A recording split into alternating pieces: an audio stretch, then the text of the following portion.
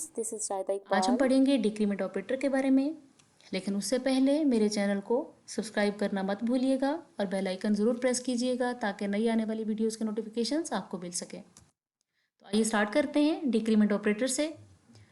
Decrement operator जो है आमतौर पर इस्तेमाल होता है वेरिएबल की वैल्यू को -1 करने के लिए, यानी कि जो वेरिएबल होगा उसकी वैल्यू के अंदर एक का डिक्रीमेंट कर देगा, एक वैल्यू कम हो जाएगी। ये अमूमन वेरिएबल्स के लिए होता है, कांस्टेंट्स या जो हमारे जो है एक्सप्रेशंस होते हैं उनका इस पे कोई जो है वो इससे डिफरेंस नहीं होता, बल्कि ये उनके लिए इनवैलिड होता है। इसके लिए जो हम सिंबल इस्तेमाल करते हैं वो हम इस्तेमाल करते हैं माइनस माइनस, और ये यूनरी ऑपरेटर है। यूनरी ऑपरेटर का मतलब ये है कि ये सिंगल वेरिएबल पर काम करता है। सपोज हमारे पास जो है वो a प्लस प्लस या जो है वो b प्लस प्लस, इस तरह से ये a माइनस माइनस के तौर पर काम करेगा, और ये या फिर माइनस माइनस a के तौर पर काम करेगा। ये अमूमन एक वेरिएबल पे लगता है, इसके लिए दो वेरिएबल्स जो है वो इनवैलिड होते हैं। यानी कि जैसे a प्लस b है तो ये दो वेरिएबल्स के, अब ये प्लस का जो ऑपरेटर है ये दो वेरिएबल्स पे काम कर रहा है, a पे काम कर रहा है और b पे काम कर रहा है। तो जो डिक्रीमेंट ऑपरेटर होगा उसके लिए सिर्फ और सिर्फ एक वेरिएबल जो है वो रिक्वायर्ड होता है। तो इसलिए जो है इंक्रीमेंट ऑपरेटर की तरह इसकी भी दो टाइप्स हैं, पोस्ट फिक्स और प्रीफिक्स फॉर्म। यानी डिक्रीमेंट ऑपरेटर जो है वो आपका क्या काम करता है, दो तरह से काम करता है, पोस्ट फिक्स के तौर पर भी और प्रीफिक्स के तौर पर भी। तो आइए दोनों का डिफरेंस देखते हैं कि पोस्ट फिक्स फॉर्म में और प्रीफिक्स फॉर्म में क्या फ़र्क है। तो पोस्ट फिक्स में जो है a माइनस माइनस, जिसको हम लिखते हैं पोस्ट फिक्स में इस तरह से लिखते हैं, पहले वेरिएबल का नाम आता है और variable a b c x y z कोई भी हो सकता है नेम। तो वेरिएबल का नाम और उसके साथ जो है वो माइनस माइनस का साइन यानी कि डिक्रीमेंट का साइन लगेगा। और प्रीफिक्स में प्री का मतलब होता है पहले, और इसको जो लिखा जाता है यानी पहले यहाँ पर डिक्रीमेंट ऑपरेटर आएगा, माइनस माइनस आएगा, एंड देन इसके बाद जो है वो वेरिएबल की वैल्यू जो है वो लगेगी। तो इस तरीके से ये जो है ये वैलिड फॉर्म है, यानी a minus minus or minus minus a, ये दोनों जो है पोस्ट फिक्स है, और दूसरा जो है वो प्रीफिक्स है। माइनस माइनस a जो है वो आपके पास प्रीफिक्स फॉर्म में आएगा, और इसको हम कांस्टेंट की फॉर्म में नहीं लिख सकते, जैसा कि 20 माइनस माइनस, तो ये आपका जो है इस तरह से नहीं आ सकता, ये आपका इनवैलिड हो जाएगा। तो ये 20 माइनस माइनस जो है वो इनवैलिड है, और इस पे a plus B minus minus ये भी इनवैलिड है, ये भी वैलिड नहीं है। यानी ये दोनों जो है वो इनवैलिड हो जाएंगे। अलबत्ता क्योंकि ये यूनरी ऑपरेटर है इसलिए सिंगल वेरिएबल पर काम करता है, तो ये बाइनरी ऑपरेटर्स की तरह दो वेरिएबल्स पर काम नहीं करेगा। जो डिक्रीमेंट ऑपरेटर है इसमें प्री और जो पोस्ट फिक्स डिक्रीमेंट ऑपरेटर है, अगर इसे हम सिंपल यूज़ करते हैं तो उसका सेम रिजल्ट आता है, यानी y माइनस माइनस या minus Y Y minus minus Y, इसका सेम रिजल्ट आएगा, इसका जो है वो डिफरेंट रिजल्ट नहीं आएगा। अगर हम इसको असाइनमेंट ऑपरेटर के साथ इस्तेमाल करेंगे तो फिर इसका रिजल्ट जो है वो डिफरेंट होगा। वो कैसे कि x assign to minus minus Y and x assign to y minus minus, इस सिचुएशन में इन दोनों का रिजल्ट जो है वो डिफरेंट होगा। तो इसको समझ लेते हैं कि ये कैसे डिफरेंट होगा। If y assign to 10, suppose हमने y की वैल्यू दी है 10, तो इसको हमने जो है पहले हम इसको चेक करना चाह रहे हैं कि प्रीफिक्स में ये जो है वो कैसे काम करेगा। तो x assign to minus minus Y, तो इसमें आप देखें कि पहले क्या होगा इस सिचुएशन में, इंक्रीमेंट जो है वो डिक्रीमेंट ऑपरेटर जो है वो पहले आ रहा है। तो ये देखिए कि y माइनस माइनस वाई हो रहा है जब, तो y की वैल्यू 10 थी, तो अब ये माइनस माइनस होगा, इसका मतलब ये है कि ये हो गया 10 माइनस 1 मीन्स 9।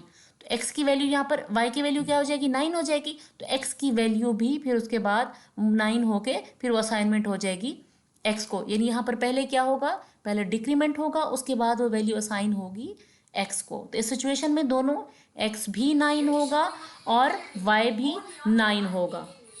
और अगर दूसरी सिचुएशन आप देखते हैं कि x assign to y minus minus, तो इस सिचुएशन में क्या होगा, इस सिचुएशन में ये होगा कि x की वैल्यू तो 10 होगी। क्यों 10 होगी, उसकी वजह ये है कि पहले असाइनमेंट ऑपरेटर जो है वो काम करेगा। पहले असाइनमेंट ऑपरेटर का काम जो है वो काम होगा, पहले y जो है वो x को असाइन होगा, उसके बाद माइनस माइनस होगा। तो इसका मतलब ये हो गया कि y की वैल्यू पहले x को जब असाइन होगी तो y की वैल्यू 10 थी, तो x के अंदर आ जाएगा 10 और y जो है वो -1 हो जाएगा, 10 - 1 9 हो जाएगा। तो इसको समझने के लिए, इसका जो है वो डिफरेंस समझने के लिए जो है वो हम देख लेते हैं अपने जो है वो थोड़ा सा प्रैक्टिकल देख लेते हैं कि ये जो है वो कैसे काम करेगा। इसके लिए जो है वो आइए देखते हैं हम कि ये कैसे काम करेगा, इसका जो तरीक़ाकार है वो क्या है।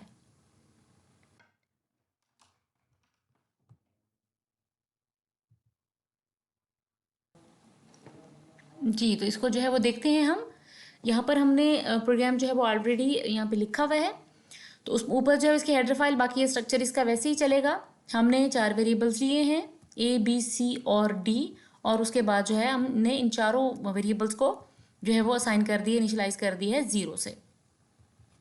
उसके बाद हम जो है वो सबसे पहले तो हम इसका ज़रा डिफरेंस देख लेते हैं कि इसमें जो है वो क्या डिफरेंस आता है अगर हम इसे इस्तेमाल करते हैं हम जो है वो वैसे ही।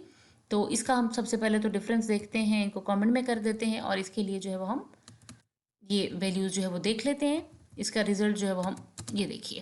तो अब यहाँ पर जो है हमने प्रोग्राम हमारा है, सबसे पहले A माइनस माइनस और उसके बाद जो है वो C माइनस माइनस, और A और C को जब हम प्रिंट कराएंगे तमाम की वैल्यूज़ जो है वो -1 हो जाएंगी, 0 - 1 जो है 1 हो जाएगा। तो आइए इसको कंपाइल और प्रोग्राम को जो है वो रन करते हैं और देन उसके बाद देखते हैं।